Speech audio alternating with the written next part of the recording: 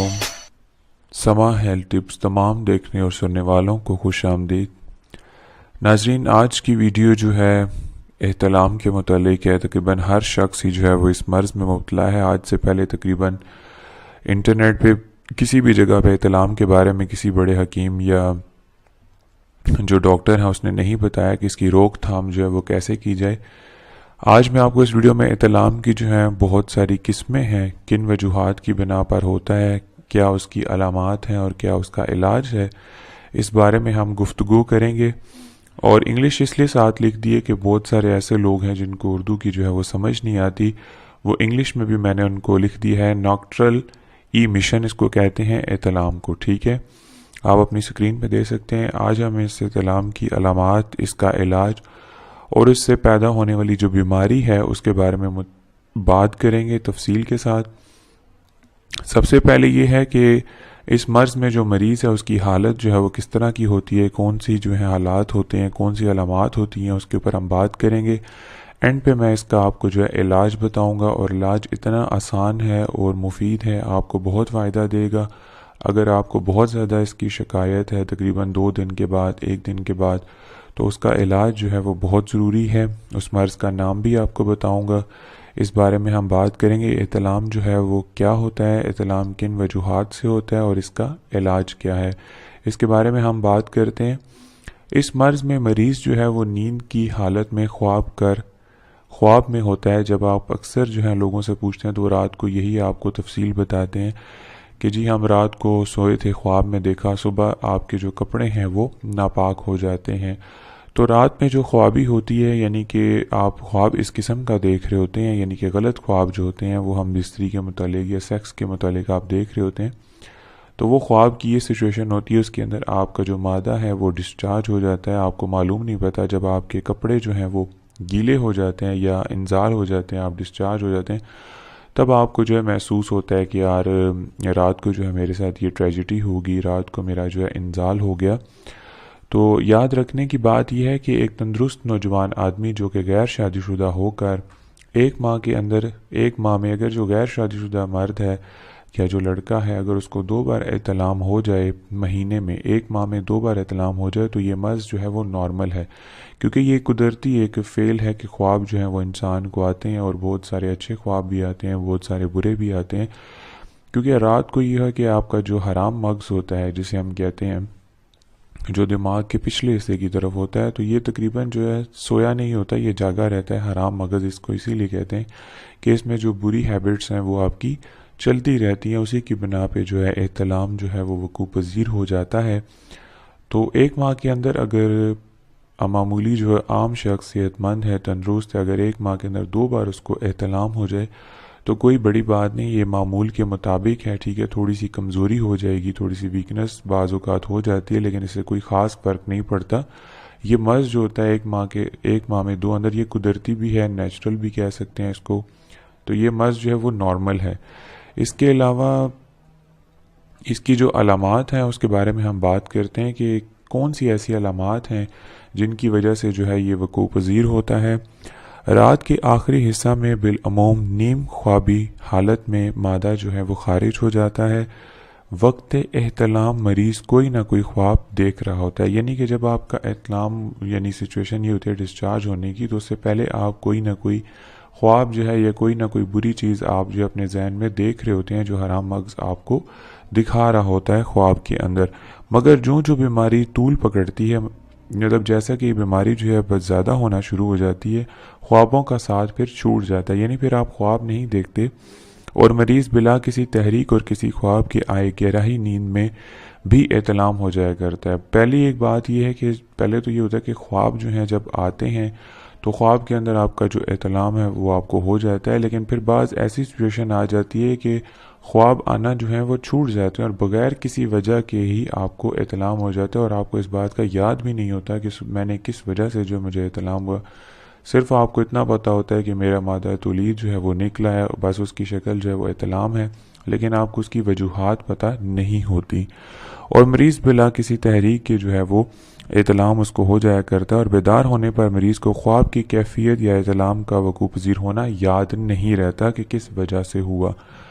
کپڑے کہانی بتاتے ہیں مگر شدید اور تسلسل سے ہونے والا، یعنی کہ آپ کو جب بہت زیادہ حد سے زیادہ آپ کو احتلام جو ہے مادہ کے رفیق ہو جانے سے دھیرے دھیرے اس میں احساس کو بھی ختم کر دیتا ہے، اور آدمی سمجھتا ہے کہ سوتے میں کچھ پیشاب خارج ہو گیا ہے۔ ایسی کیفیت شروع میں ہفتے میں 3 بار شدت اختیار کرتے ہوئے روزانہ، اور پھر یہ واقعہ ایک رات میں 3-4 بار مرتبہ بھی ہوتا ہے۔ یعنی بعض اوقات ایسی سچویشن بھی ہو جاتی ہے کہ ایک رات میں 2 بار 3 بار یا 4 بار بھی آپ کو جو ہے وہ احتلام جو ہے یعنی کہ مادہ تولید جو ہے وہ ڈسچارج ہو جاتا ہے، اور روزانہ اور پھر ایک واقعہ ایک رات میں 3-4 مرتبہ ہونا اس مرض کی شدید ترین یہ حالت ہوتی ہے کہ دن کے وقت بھی احتلام ہونا شروع ہو جاتا ہے۔ ایک بات تو یہ ہے کہ رات کو تو اکثر آپ نے سنا ہے کہ رات کو جی ہوتا ہے، لیکن پھر ایسی سچویشن آ جاتی ہے، کچھ ایسے حضرات ہیں جن کو پھر دن کے وقت بھی جو ہے وہ احتلام ہونا شروع ہو جاتا ہے۔ مریض کا جو پیشاب ہے وہ جلنا شروع ہو جاتی ہے، یعنی آپ میں پیشاب جو آپ کریں گے اس مرض کے اندر تو آپ کو تھوڑی بہت جلن محسوس ہوگی، خارش محسوس ہوگی، جل کر آپ کو جو ہے جلنا شروع ہو جاتا ہے۔ کبھی خصیوں میں درد کی شکایت ہو جائے، یعنی کہ جو آپ کے خصیے یعنی ٹیسٹز ہیں، یعنی جو بالز ہیں جن کو گیندے بھی کہتے ہیں یا پنجابی کی زبان میں جن کو ٹٹے کہا جاتا ہے، ان میں بھی جو شکایت کی جو درد ہے وہ آپ کو محسوس ہوگا۔ طبیعت جو آپ کی وہ سستی کا شکار ہو جاتی ہے، یعنی آپ اپنے اندر ویکنس محسوس کرو گے انتہائی زیادہ، اور کمر میں درد ہوا کرتی ہے، یعنی پورا بدن آپ کا اس سے افیکٹ ہو جاتا ہے، ہر چیز میں درد محسوس ہوتا ہے، تھکاوٹ ہوتی ہے۔ کثرت احتلام فرد کو کمزور اور کاہل صفوف کر لیں، اور تمام صفوف کے وزن کو مصری میں ملا کر صبح و شام 1 ٹیبل سپون ہمراہ شیر گھاؤ دوست کر دیتا ہے، یعنی کہ بہت زیادہ جب آپ کریں گے تو بالکل آپ کمزور ہو جائیں گے۔ مریض کے خیالات پر گندہ اور منتشر رہتے ہیں، اور یہ علامات تقریباً جریان کی علامت سے میل دکھاتی، یعنی جب یہ صورت بڑھتی جاتی ہے تو پھر یہ جریان کی جو بیماری ہے اس طرف انسان کو جو ہے وہ راغب کر دیتی ہے۔ اس کے علاوہ علاج جو ہے اس کا وہ میں آپ کو اینڈ پہ بتاؤں گا۔ اس کی کچھ قسمیں ہیں احتلام کی، وہ میں آپ کو بتاتا ہوں، وہ آپ ذرا نوٹ فرما لیں۔ اکثیر احتلام جو ہے اس میں آپ خشک تخم، خشخاش، سفید شادانہ ہر ایک 40 گرام، دالچینی، الائچی، کلاں ہر ایک 3 گرام، سب کو 250 ملی لیٹر آپ نے استعمال کرنا ہے۔ یعنی جب آپ کو بہت زیادہ احتلام کی شکایت ہو تو یہ اجزاء جو ہیں آپ نے کھانے ہیں۔ اور اس کا ایک اور آسان علاج وہ میں آخر میں بتاؤں گا آپ کو، احتلام روکنے کے لیے کہ اگر آپ بہت زیادہ آپ کو آنا شروع ہو گئے تو اس کو روک تھام اس کی کیسے کی جائے، کس طرح سے اس کو روکنا چاہیے، اس کا علاج میں آپ کو آخر میں بتاؤں گا۔ صفوف لاجواب ہے ایک، یہ بھی ہے، یہ آپ نے لینا ہے جی بہن سرخ ہر ایک 12 گرام لینا ہے، سبوس اسبول آپ نے 5 گرام لینے ہیں، گوند کیکر آپ نے 6 گرام لینا ہے، مغز تخمے تمر ہندی بریاں 12 گرام لینا ہے، سالب مصری آپ نے 12 گرام لینی ہے۔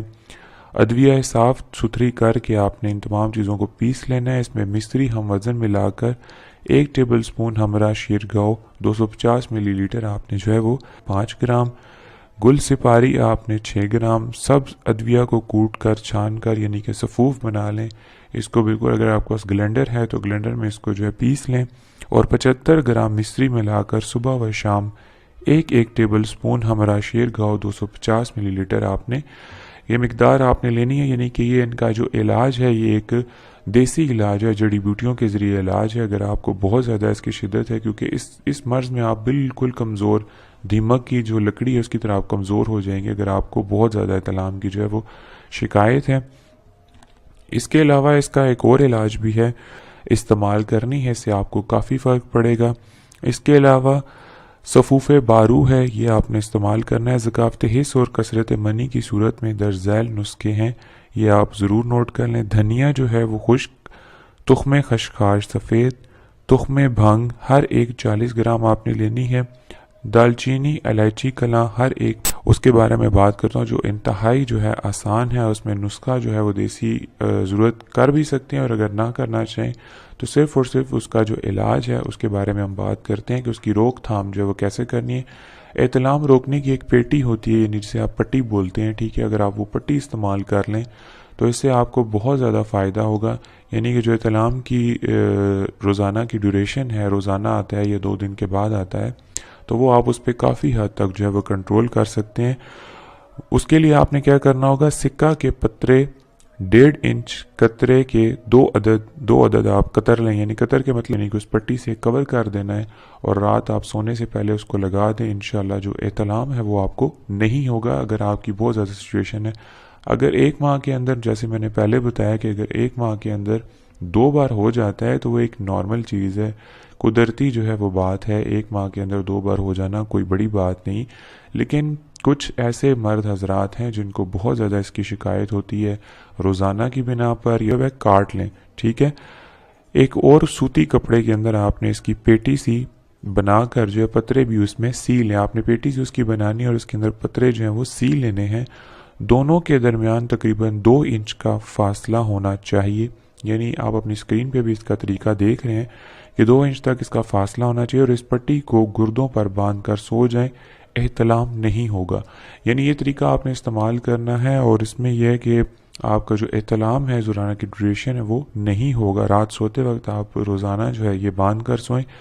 और लिखा हुआ है कि गुर्दों पर बांध कर सोएं। गुर्दों से मुराद ये कि आपके जो टेस्टिस हैं, गैंस हैं, बॉल्स हैं, उनके नीचे आपने उस पट्टी को बांधना है, नफ्स के ऊपर जो है वो नहीं बांधना, ठीक है। आपने